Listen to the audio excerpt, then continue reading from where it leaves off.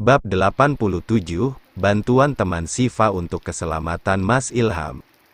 Nggak mungkin, kamu ini Raihan, kalian seumuran, wajah kalian juga mirip, jadi kenapa kamu nggak mengaku saja kalau kamu ini Raihan? Mas Azlan, kita ini baru bertemu, saya selama ini dibesarkan oleh orang tua saya, Abi Bahrun seorang kiai, dan Umi Aisyah, yang juga seorang ustazah. Saya punya adik perempuan bernama Zulaiha yang sebenarnya akan menikah minggu ini, namun diundur karena saya kecelakaan kemarin. Saya tahu, saya percaya wajah saya mirip dengan almarhum Raihan. Mas Azlan sudah mengajak saya berkeliling tadi, menceritakan pengalamannya semasa mendiang Rai. Masih ada. Saya mau jadi adik sampeyan, saya sangat senang, demi Allah, mendapat saudara seiman seperti sampeyan, tapi sampeyan harus sadar, eling Mas, Raihan itu sudah nggak ada, Mas nggak bisa mencari pembenaran dengan mengatakan saya Rai, hanya karena wajah kami serupa, dan saya juga paham, posisi saya, jadi sadarlah, saya nggak akan meninggalkan Mas Azlan, saya akan tetap di sisi sampeyan sebagai saudara seiman, tapi tidak dengan menjerat saya seperti ini. Brak, Azlan tak terima ketika Ilham menasihatinya, ia mengebrak meja dan berdiri melangkah menghampiri Ilham, menarik kerah pakaian pemuda itu hingga Ilham berada di posisi berdiri saat ini, membuat Ron segera bertindak. Cukup Tuan, lepaskan Ustadz Ilham, dia bukan Raihan, Tuan, Raihan sudah meninggal. Terus saja kamu katakan Rai, sudah meninggal.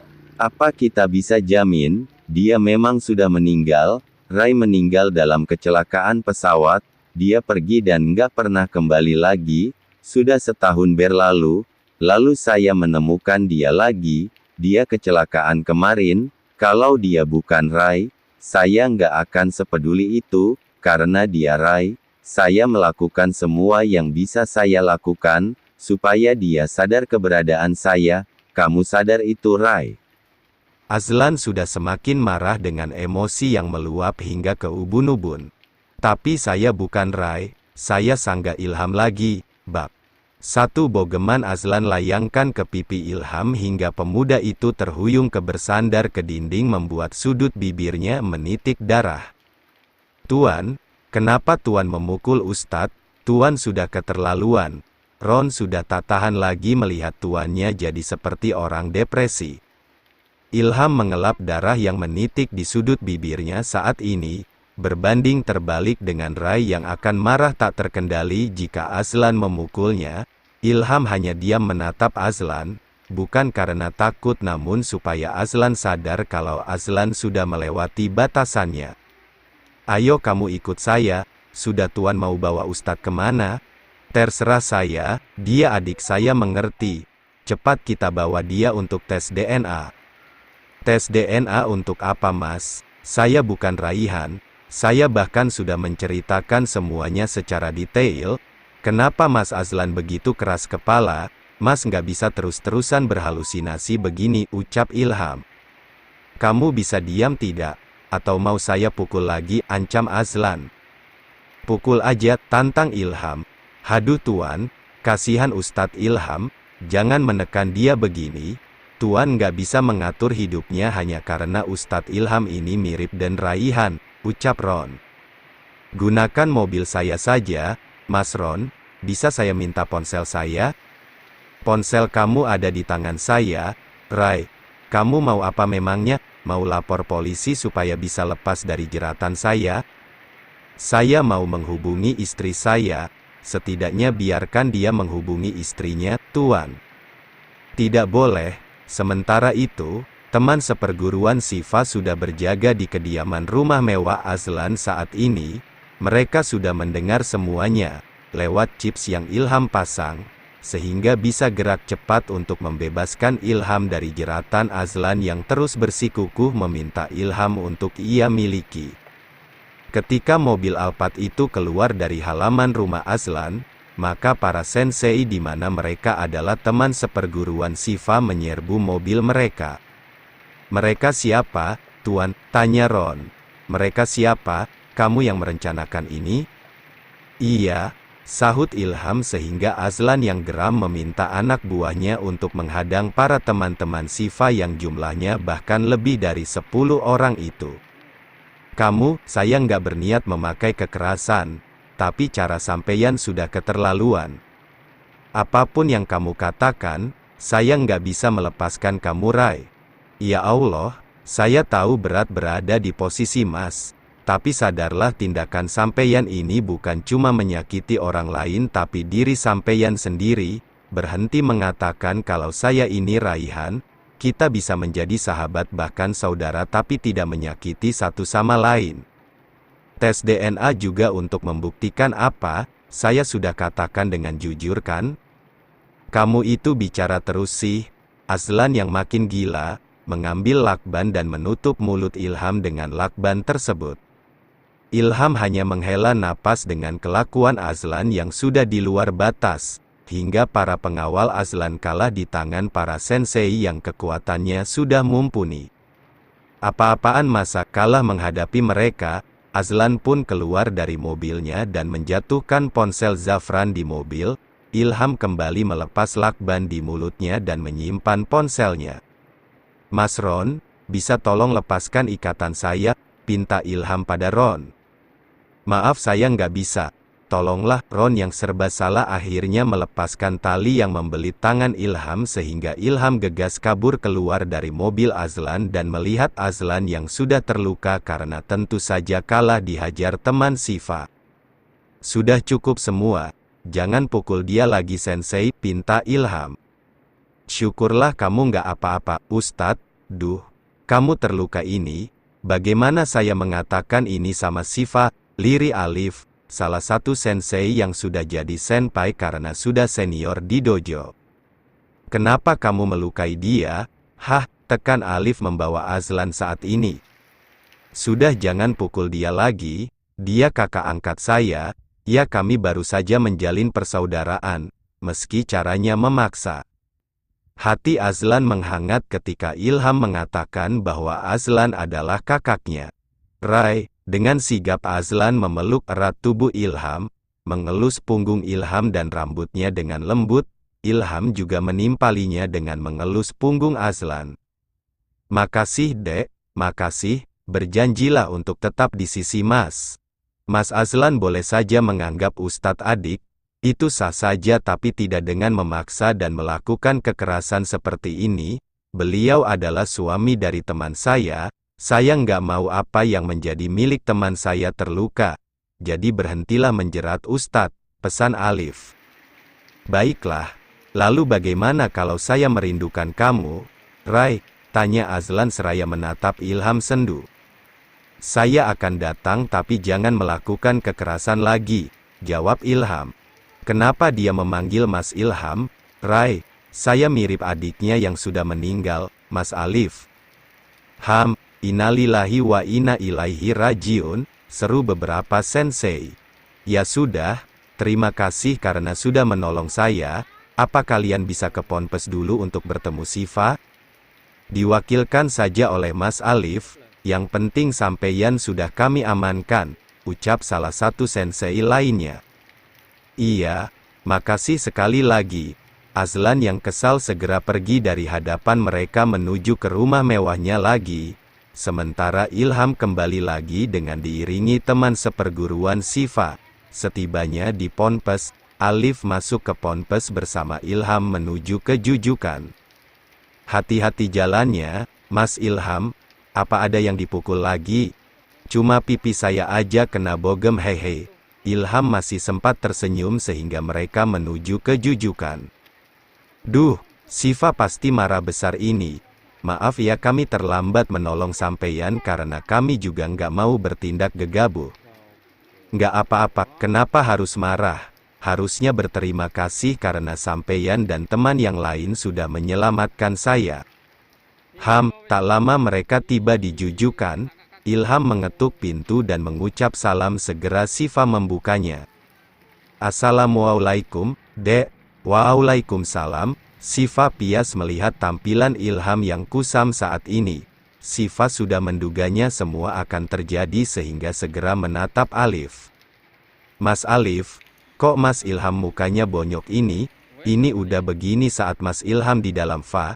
Maaf kami nggak bisa mencegah itu. Udah dek, nggak apa-apa. Mas bersyukur karena udah ditolongin Mas Alif dan teman-temannya. Kalau nggak ada mereka Mas juga tadinya mau dibawa ke rumah sakit buat tes DNA segala. Ada-ada aja sih, geram Sifa. Ya sudah saya pulang dulu, kalau ada apa-apa, jangan sungkan untuk menghubungi saya, Fa. Loh, nggak mau masuk dulu, kita minum teh dulu, tawar Ilham.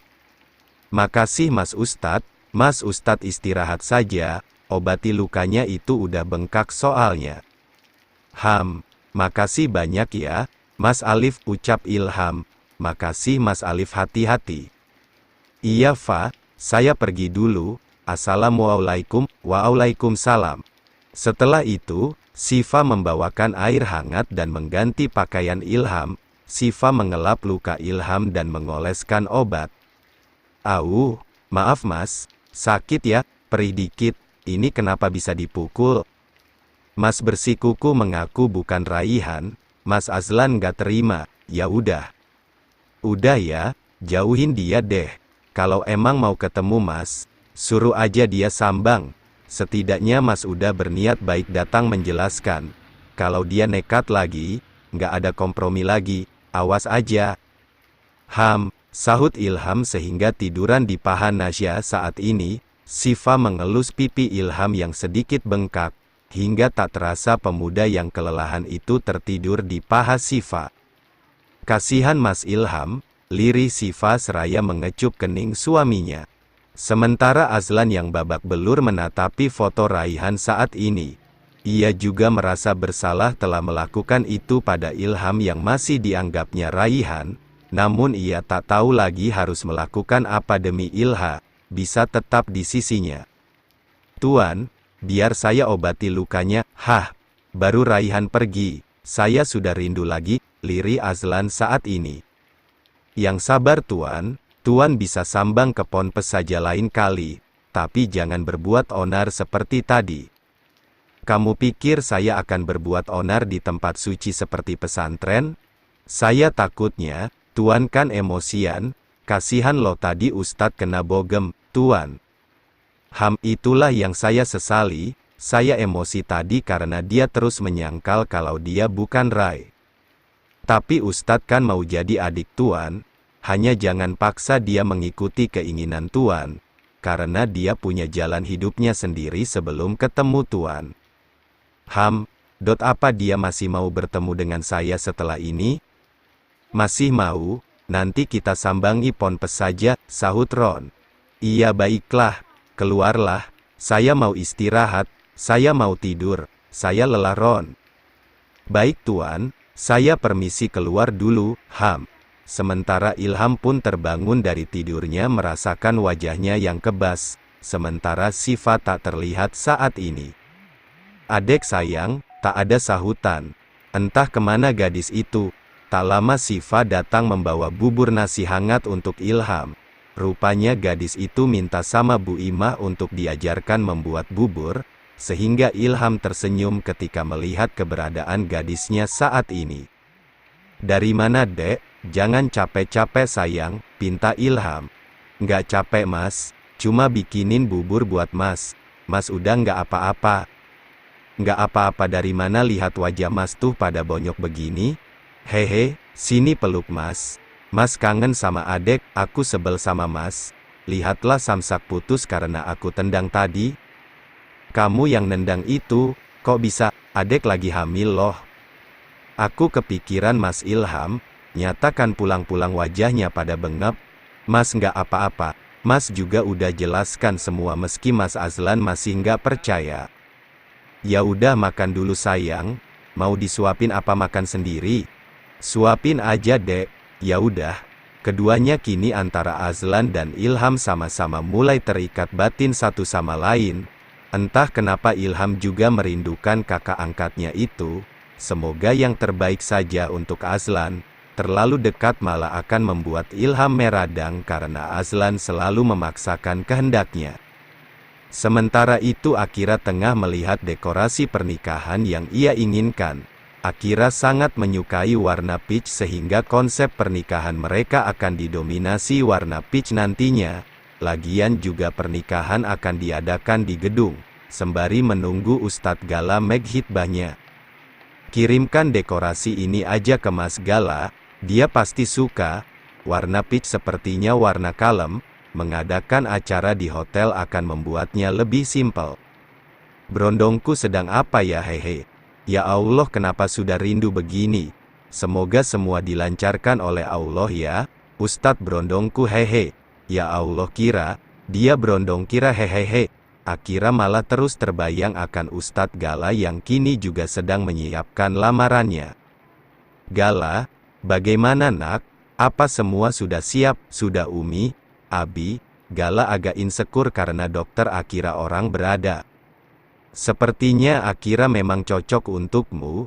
Akira juga nggak banyak menuntut kan. Semoga pernikahan kalian diridhoi Allah. Langeng hingga ke jannahnya, ya, harap Umi Ayu. Iya Gala, yakin saja Allah sudah mengaturnya. Abi cuma bisa mendoakan yang terbaik. Dan secepatnya kita siapkan lamaran untuk Akira ya, ucap Abi Arsyad. Iya Abi. Ngomong-ngomong kenapa cepat sekali? Baru sebulan mengajar di Ponpes sudah bisa memikat hati dokter hehe. Kamu pakai ilmu apa? Gala, tanya Abi Arsyad. Abi hehe. Ilmu apa sih Bi?